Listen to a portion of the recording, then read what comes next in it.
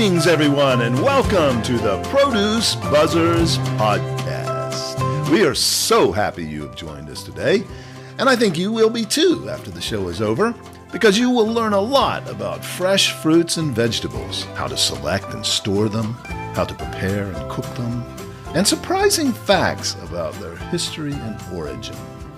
We hope it inspires you to eat more fresh fruits and vegetables, not only for your health, but also for your delight and pleasure as you explore their amazing world of taste and delicious flavors.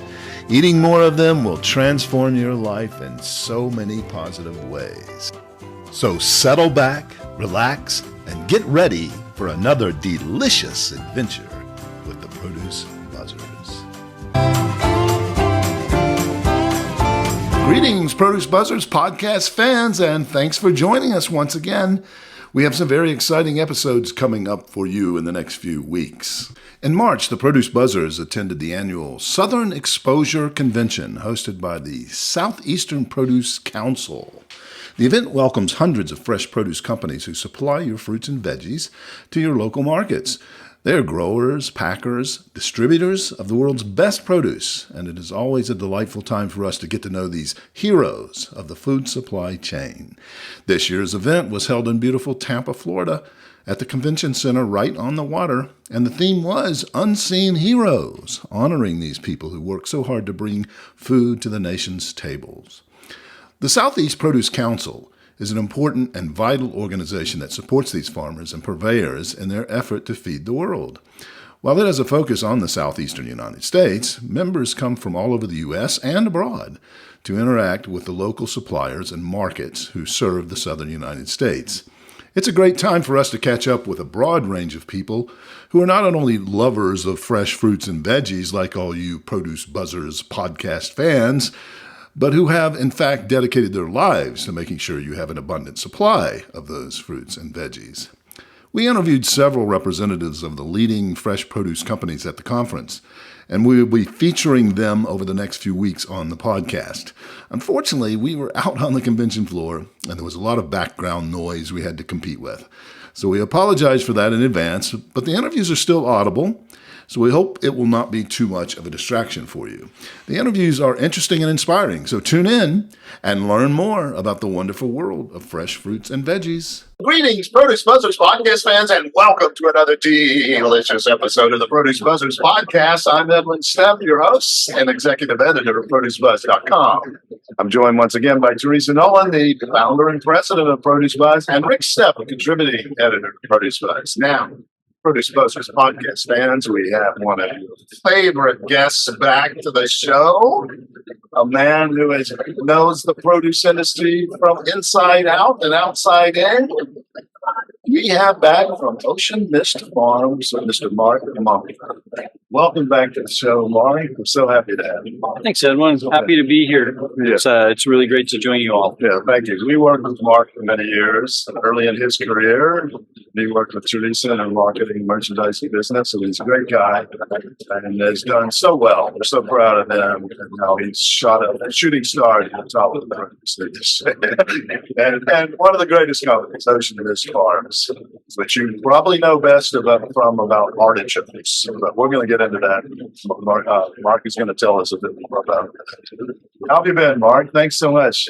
I've been great. Yeah, it's fun to join you. And yes, everything I learned in produce, I feel like I learned from your family. So it was a great foundation for a real fun and wonderful career. Don't say that too loud, man. You might get fired. So what's new at Ocean Mist? It's artichoke season is upon us. Has it already started? It has already started. And artichokes are available year-round, which is great. So we're able to enjoy them 12 months out of the year. But spring is really artichoke season. And so this is one of the best times to get in store and buy fresh artichokes. They're coming from our desert growing region down in Coachella, California. And we're just starting to get the fresh artichokes starting in Castroville, California as well. So that's why it's the best time of year. You kind of got the best of both world's best of both growing areas. Castroville is the heart of the artichoke industry and has been for many years, right? It is. Castroville actually is coined the artichoke center of the world. So it is where artichokes domestically started 100 years ago. Since Artichoke Commission was one of our clients, and I remember driving in downtown Castroville. And Downtown Castroville is such a thing. Yeah, their funky little office on Main Street. I can totally remember like it was yesterday. I kept seeing this little desk right at the end and all their sales materials. And I drive that street every day. I think I've visited Castroville my entire life five times total. You know, there's no reason to really go into Castroville. And now, right, well, which they don't even hold in Castroville anymore. But after the Garlic Festival shooting, there was the insurance companies wouldn't insure the festivals anymore unless they could completely guarantee that they had a controlled location. And so, sadly, after that, they moved the Artichoke Festival to the Monterey Fairgrounds because it's all fenced, it has a controlled gate, and it makes a lot of sense. But it, you know, from our company's perspective, it was a little bit of a sad thing because it really was sort of the Ocean Mist Artichoke Festival. We were originally involved, and we still are. We're a platinum sponsor this year, but you know, they used to man beer booth, and they would do 3 or 4 cooking stalls, and the whole company, everybody would volunteer. And now it's something that we go to. It's really sad. I went for the first time last year, and actually I really enjoyed it. So Castroville actually is coined the artichoke center of the world. It is where artichokes domestically started 100 years ago. And Italian immigrants. Actually, our founders were the first ones to grow artichokes commercially in the United States, and it was June 1924 that they planted their first artichokes. So we are just months away from our 100-year anniversary. Fantastic. What kind of celebrations or festivities or announcements? What's going to happen? Well, we've got some parties planned, a lot of internal. I think the company is feeling very grateful for the employees that got the company to 100 years. And we are still a family-owned company. We're a 4th-generation farming family. So the founding fathers, 4th generations, are still growing artichokes and operating the company. And so I think that's it. It's really an abundance of appreciation. Yeah. And so most of the celebrations are going to focus on the employees, past and present.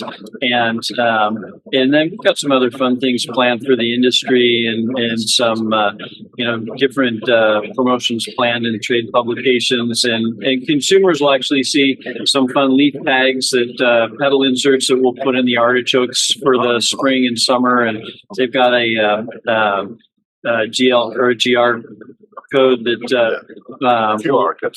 thank you. Yeah, a little bit of a brain freeze. A QR code that will actually link consumers to our website. You can find out a fun history of where artichokes came from and what we've been doing. We love stories like that of companies that are multi-generational. That are still keeping family farming a tradition. I think a lot of Americans think all agriculture in the U.S. is big corporations, but that's not actually true. You may have great volume, big volume, but these are small family farms for the most part. And we like to let our listeners know that that's where their food is coming.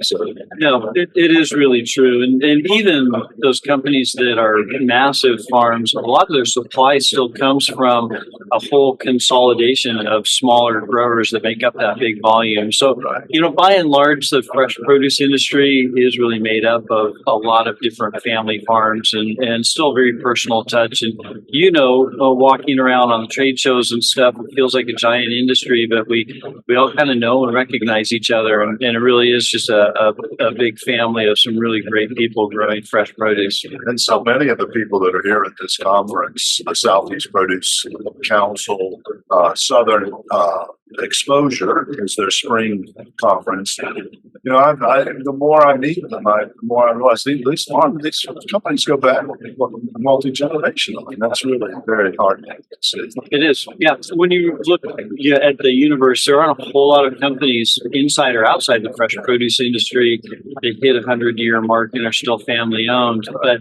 I think there's a higher percentage in the fresh produce industry, and you know, really shows that we are a good legacy industry. We stick to our roots and have some really great families that have been committed for a long time to, you know, a lot of passion to growing fresh fruits and vegetables.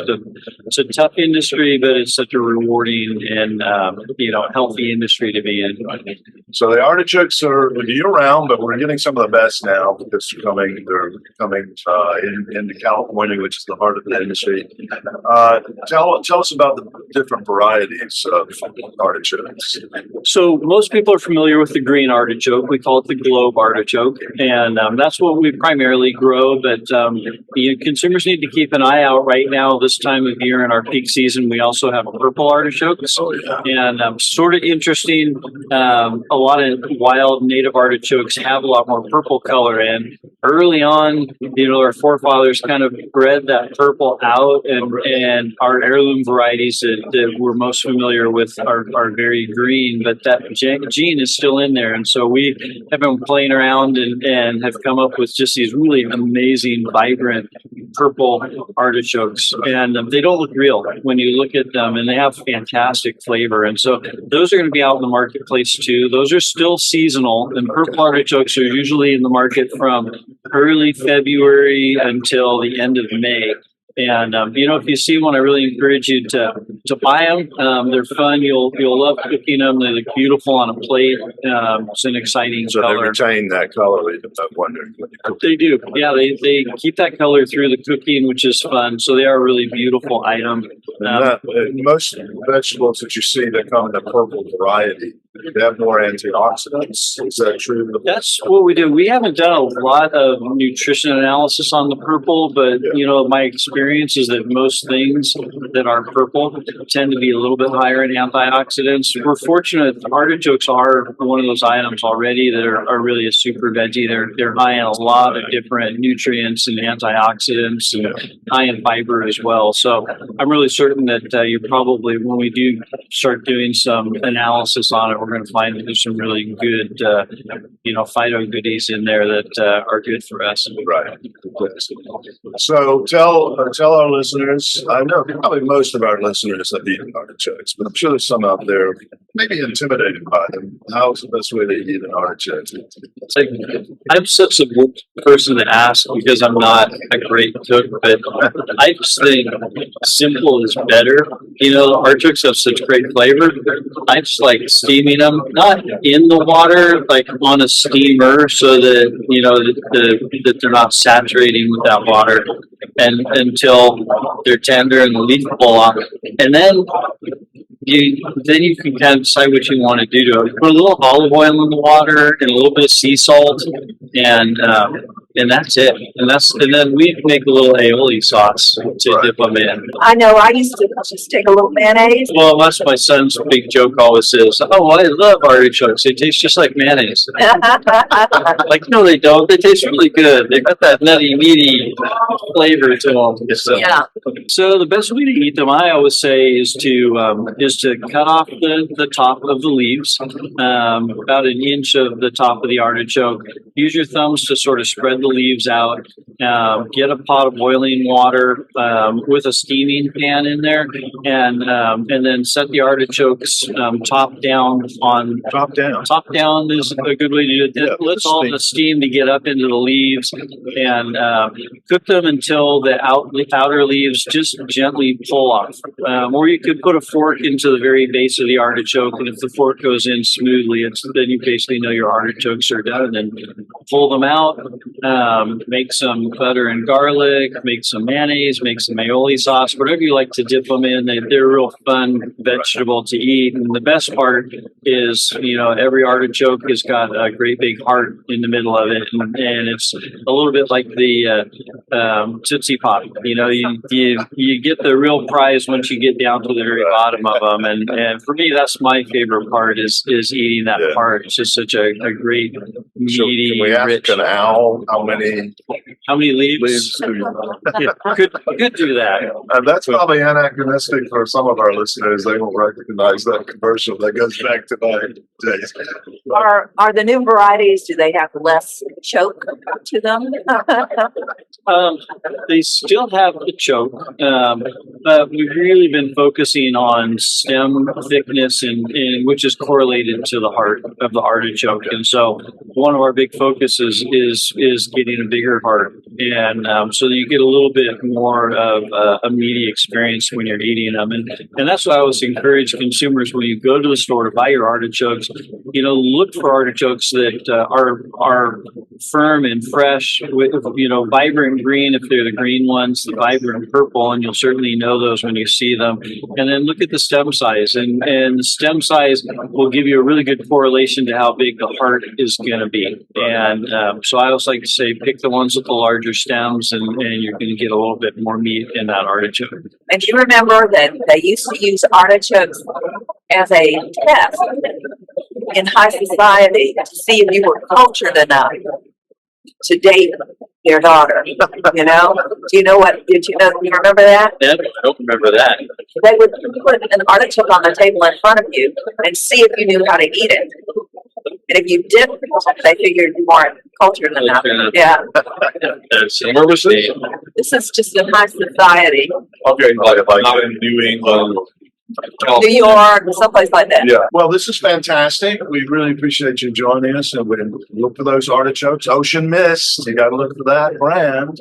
You probably have recipes and things on your website, right? Is that Ocean Mist? Oceanmist.com. Okay. And we have literally hundreds. We're probably the best resource for artichoke recipes that you're going to find anywhere. So if you want to peruse around, really encourage you to go to oceanmist.com and see what we've got. Don't you have another URL that goes to those recipes? We do. It's called everythingaboutartichokes.com as well. And then we also have a blog that's called From the Heart. And we do a lot of conversations about what it's like to grow artichokes and the other items that Ocean Mist grows as well. But the website will direct you to all those resources. Yeah. And what other items does Ocean Mist grow? We grow 30 other items. We're best known for artichokes, but we do a lot of different leaf lettuces, broccoli, cauliflower, all available year round as well. So hopefully you'll see Ocean Mist farm fresh, family grown, fresh produce in your supermarket. I'm sure they will. They're everywhere. And you've got some value added products as well, right? We do. Yep. We're kind of new to the value added arena, but we've got Brussels sprouts, florets, cauliflower rice, and medleys in the Ocean Mist brand as well. Yeah. I'm sure you guys will be conquering that category soon. A lot of opportunity. A lot of opportunity in that area. What is it? The gold standard? It is. That's what we call ourselves. Yeah. And we hold ourselves accountable to living that gold standard. And not just the quality of the product, the whole company, the culture. Right? Yeah, definitely. Yeah. But they hired the right guy to continue that. They did. Well, thank you so much, Mark. It's always good to see you. We want to have you back again sometime. But you know this ritual because you've been through it before. The home Teresa's puns. We require all our guests to be punished with one of Teresa's puns before they can get out the door. I'm ready. I'm ready. Okay, Teresa, what is the home grown of the day? Well, I believe I saw some celery over in your booth, didn't I? Yes, you did. Okay, so why did the female artichoke want nothing to do with the celery who was asking her out for a date? Okay, let's give them a second to think about it. I'll repeat it. Why did the female celery artichoke Female artichoke. Uh-huh. want nothing to do with the celery that was asking her out on a date. What do you think? I'm ready to groan. That's what I'm ready to do. Let's get it over with. Is that what He you're was stalking her. All right.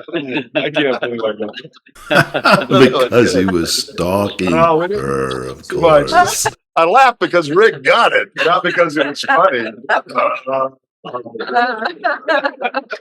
Okay, well, thanks again, Mark. Good luck to you here. I hope you have safe travels back to California. Are you going back to California? Headed back tomorrow morning, and it's really great to see all three of you. Thank you. Well, thank you, listeners, for tuning in to the Produce Buzzers podcast, brought to you by Produce Buzz, the gathering place for lovers of fresh fruits and veggies. We hope you were entertained a bit and educated a lot about fresh produce. Be sure to join us next time, and please tell your friends to do so as well. Like, share, and comment on our Produce Buzz Facebook page, and check out our website at www.producebuzz.com. There you will find articles about fresh fruits and veggies, how to select, store, and prepare them, as well as lots of interesting facts about all the wonderful bounty the earth provides for us. Until next time, be fruitful and don't forget to veg out.